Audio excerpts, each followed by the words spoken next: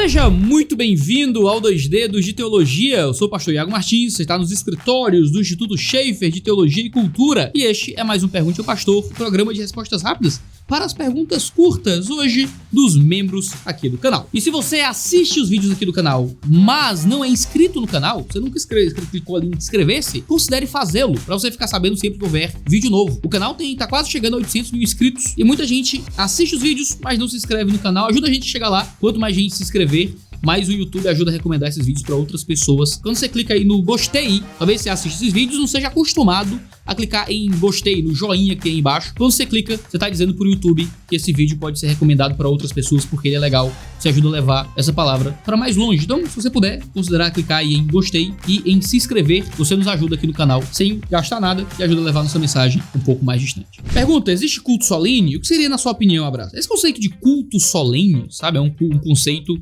muito comum em igrejas mais tradicionais, mas é um conceito que eu tenho dificuldade de considerar. Bom, existe o culto, certo? E existe a reunião da igreja como um momento especial, certo? Como um momento particularmente diferente de outros momentos privados ou pessoais de culto. Então existe sim o culto como uma diferença, como um ambiente diferente, como um lugar diferente, certo? Onde nós nos congregamos, nos reunimos para glorificar o nome de Deus, onde Deus abençoa e cuida do seu povo de forma especial ali. A solenidade é uma característica dessa reunião, obviamente. A própria escritura fala das assembleias solenes, né? Agora, a solenidade não é a única característica do ajuntamento do povo de Deus. Alegria, felicidade, às vezes algum nível de extemporaneidade, ordem, exultação, tudo isso está junto dentro do processo do louvor ao nome de Deus. Então, sim, o culto ele é solene, mas não só. Iago, minha namorada confessa Jesus, mas é de outra religião, católica. Eu sou batista. É possível conciliar isso no casamento? Não, absolutamente não. Se você, obviamente, casou e dentro do casamento a sua esposa vira católica, ou alguém muda de religião, vira ateu, sei lá, o que quer que seja, beleza, faz parte da vida e você vai ter que lidar com isso. 1 Coríntios 7 diz que você não divorcia porque o seu cônjuge deixou de ser crente ou foi para outra religião. Mas no namoro, se você já está no namoro, com esse tipo de visão, você está escolhendo um casamento em julgo desigual. Um católico e um batista possuem diferenças acerca da compreensão da fé tão profundas que não permite que eles se considerem da mesma religião. Católicos não são da mesma religião que protestantes, certo? Isso é uma coisa meio básica. As rupturas teológicas que existem são muito grandes. Não é como se fosse um batista e um presbiteriano, ou um assembleiano e um cristão evangélico. São dois movimentos muito distintos, então isso é julgo desigual. Eu falo sobre julgo desigual no último capítulo, eu acho que é o último, do livro Fogo no Parquinho, lá da Mundo Cristão, vai dar uma conferida. Se Jesus foi punido no nosso lugar, por que a punição dele não foi eterna, já que a nossa o é? Interessantíssimo. Por que a nossa punição é eterna? A nossa punição é eterna, mesmo que nós pequemos temporalmente, porque a gravidade do nosso pecado temporal é absolutamente infinita, por ser contra um ser infinitamente digno. Vê só, a qualidade moral de um ato é definida, em parte, pela qualidade moral daquele que recebe a nossa atitude. Então, se eu dou um tapa no meu irmão, tem um peso diferente de dar um tapa na minha mãe, porque a qualidade moral da pessoa que recebe a atitude ajuda a definir a qualidade moral da atitude. Então, se você dá um tapa no seu brother da igreja, você dá um tapa na rainha da Inglaterra, tem sentido diferente. Se eu dou uma cotovelada no meu amigo, uma cotovelada no meu pastor, tem sentidos e pesos diferentes. Então, quando eu peco contra Deus, Deus é um ser infinitamente digno. E por ser infinitamente digno, qualquer mínimo pecado contra ele é um pecado infinito em indignidade. Nós somos seres finitos. Nós não somos infinitamente dignos. Se fôssemos infinitamente dignos igual Deus o é, bastava uma pequena ofensa para pagar aquilo que fizemos contra Deus. Mas não somos iguais a Deus, somos finitos e limitados. Então, para pagar a gravidade do nosso pecado contra Deus, que é um ser infinito,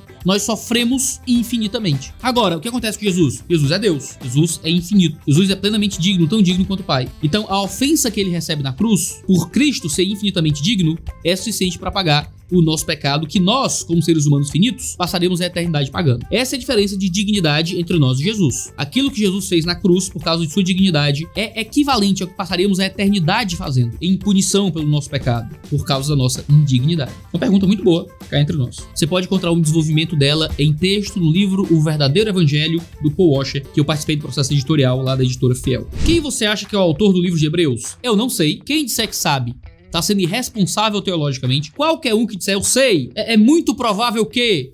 É meio irresponsável teologicamente, tá? Ninguém tem como saber isso. 3. Certamente não foi nenhum outro autor da escritura. O estilo de Hebreus é próprio do autor de Hebreus. O estilo de grego que está escrito ali não parece com o grego de ninguém. Então é um autor próprio que não é nenhum outro da escritura. 4. Certamente é alguém que teve contato ou com Paulo ou com algumas fontes de Paulo. Porque porque alguns pontos teológicos lembram muito coisas que Paulo falou. Agora, coisas que Pedro escreveu também lembram muito coisas que Paulo falou. Isso não torna a autoria paulina, mas existem certas semelhanças ali que tornam o texto, pelo menos, ligado ou a Paulo ou a alguma fonte paulina, seja uma fonte pré-Paulo ou pós-Paulo, mas alguma fonte está ali. Isso é tudo que tenho para dizer sobre a autoria de Hebreus. Iago, católicos vão para o céu? Difícil responder assim, tá? Católicos, como pessoas físicas. Porque eu acredito, primeiro, que o catolicismo romano é uma seita. Para mim, o catolicismo romano é um spin-off de cristianismo, é algo moderno. Eles tentam fingir que, não, mas o catolicismo romano existe desde o início do cristianismo, desde o século I, em Mateus 16, nasceu o catolicismo romano. Eu acho isso uma mentira, tá? O catolicismo romano não teve um ponto de partida, ele foi se construindo historicamente em uma adição constante de novas heresias, de novas compreensões erradas,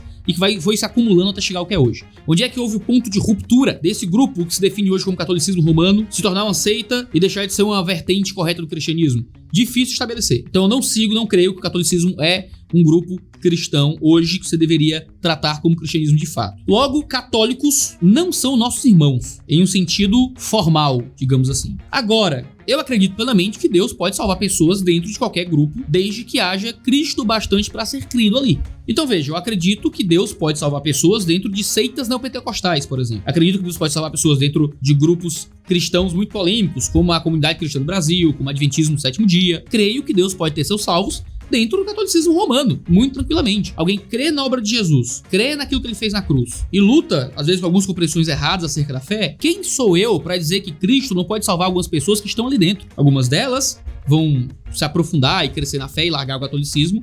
Outras talvez continuem presas no catolicismo, por mais inconsistente que isso seja com a fé genuína. Mas veja, nós somos inconsistentes de muitas formas e Deus é misericordioso com a gente mesmo assim. Nos salva graciosamente. Então, eu espero que o monte católico se salve. Espero que Deus salve gente de todo lugar. Por mim, se desse pra muçulmano se salvar, que se salvasse. Se desse pra ateu ser salvo, Deus vai jogando os ateus dentro aí também. Por mim, eu oro igual Spurgeon. Deus salva os teus eleitos e elege mais alguns. Por mim, quem puder entrar, meu filho, bote pra dentro. Mas eu não posso julgar, de fato, quem vai ser salvo e quem não vai ser salvo. O que eu posso fazer é apresentar o caminho da salvação, o caminho do aperfeiçoamento na fé, o caminho de uma fé saudável e genuína, apresentar os ambientes que são errados, que são falsos, e torcer que aqueles que estão dentro desses ambientes, que encontrem Jesus, possam sair desses ambientes e ir para ambientes mais saudáveis para a própria fé. Abandonem as seitas, as heresias e encontrem Jesus numa igreja que seja realmente saudável. Tenham algum nível de convicção de que Deus salva pessoas, e as pessoas muitas vezes inconsistentemente permanecem em ambientes que não são saudáveis, ou até mesmo em grupos sectários, em grupos que não são genuinamente cristãos, porque permanecem lá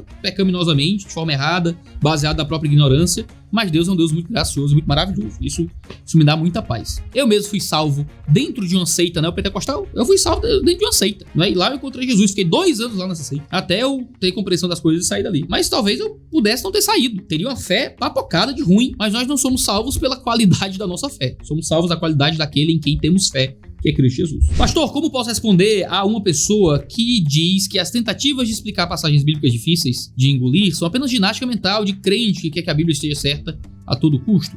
Mas aí vem justamente da ignorância, né? Algumas pessoas são ignorantes ao ponto de não entenderem que os textos não foram escritos em português, eles têm que ser interpretados dentro do seu contexto original. Claro que às vezes é isso mesmo, às vezes a gente tá tentando fazer o texto parecer uma coisa diferente do que ele realmente é, porque o texto é ruim de engolir, o texto é muito forte, eu não quero seguir essa interpretação. Às vezes a gente não tem uma boa resposta pro problema teológico ali do texto, então a gente acaba fugindo dele. Sim, a gente pode cometer erros dos mais variados no processo de interpretação bíblica. Mesmo assim, isso não significa que o texto bíblico esteja errado. Se o intuito do casamento é reprodução, pessoas estéreis não deveriam casar? O intuito do casamento também é a reprodução, mas não exclusivamente a reprodução. Por exemplo, um dos intuitos do casamento é impedir a imoralidade. É o que Paulo escreve em 1 Coríntios 7. Em 1 Coríntios 7, ele diz: casem por causa do sexo. Se você tem vontade sexual, case para você não viver entregue a uma libido desordenada. Então, parte do motivo de casar não é reproduzir, mas é ser mais santo. É encontrar no casamento e na sexualidade matrimonial um ambiente saudável para o sexo. E um sexo que nem sempre vai ser reprodutor. Às vezes é um sexo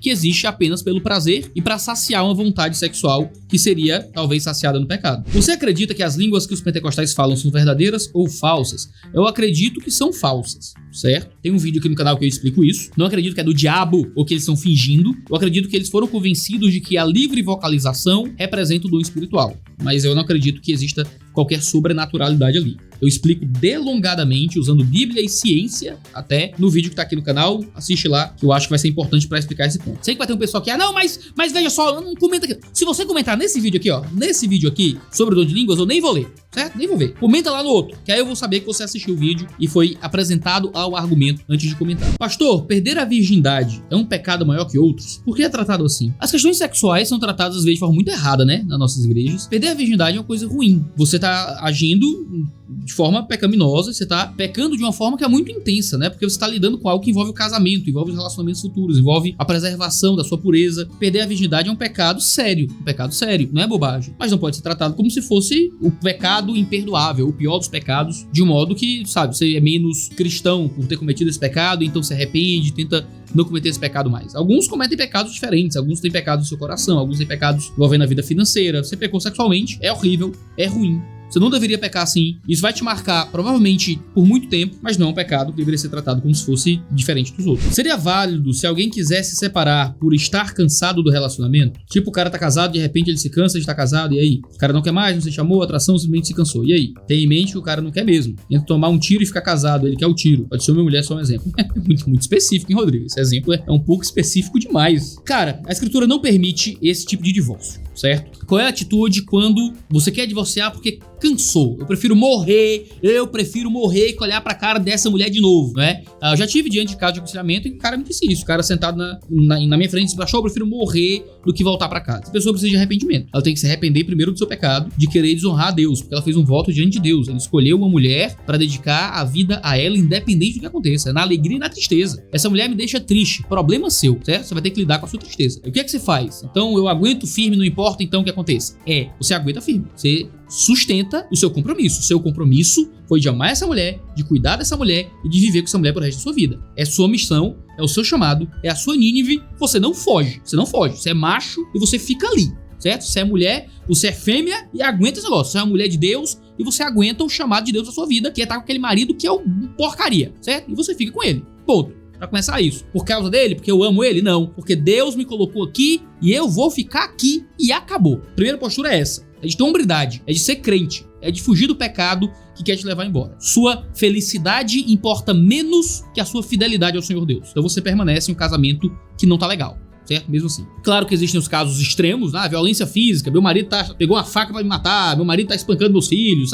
Existem extremos, tá? E geralmente envolve questões da ordem criminal, certo? Mas se não tá na ordem do criminal, então deixa de loucura. Para de usar o extremo como desculpa para aquilo que tem que ser tratado com a cruz, certo? Não com a polícia. Tem coisa que é tratada pela polícia, tem coisa que é tratada principalmente pela cruz. Em segundo lugar, você começa a trabalhar de fato para lutar, para melhorar esse casamento. Para esse casamento que tá destruído, virar um casamento saudável, certo? Então agora quais são os pontos que fizeram a gente se perder aqui? E você vai encontrar aconselhamento pastoral, ajuda no que for necessário, participação na vida de outros crentes maduros e saudáveis, de casamentos maduros e saudáveis que possam abençoar vocês, discipulado. Aí você vai comprar livros, você vai fazer devocional, você vai pedir ajuda ao pastor. E nada disso é fácil, tá? Não é fácil. Eu aconselho casais que às vezes, geralmente eu pego os casos mais terríveis da minha igreja. Tem pessoas que discipulam, que ajudam. Os casos que ninguém dá conta é os que chegam em mim, porque eu não tenho como cuidar de todos os casos na igreja. Então eu geralmente pego casos difíceis. E geralmente as coisas não mudam rápido. Casamentos destruídos, a mulher já colocou a roupa na mala, o cara já botou a roupa na mala. Então os dois querendo ir embora. Não por causa de adultério, o que seja, mas por causa de briga.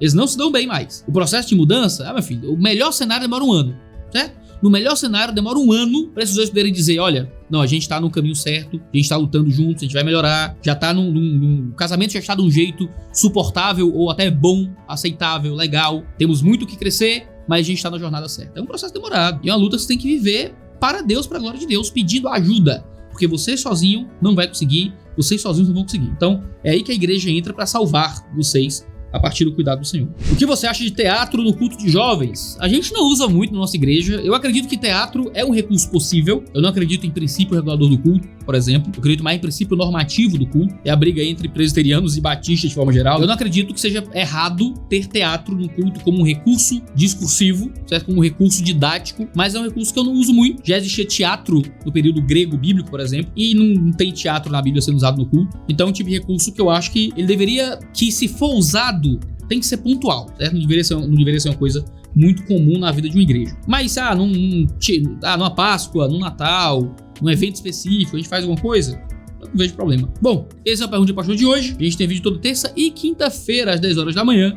Às vezes tem vídeo outros dias, então não deixe de se inscrever para ficar sabendo sempre que houver vídeo novo. Um cheiro no seu cangote e até a próxima.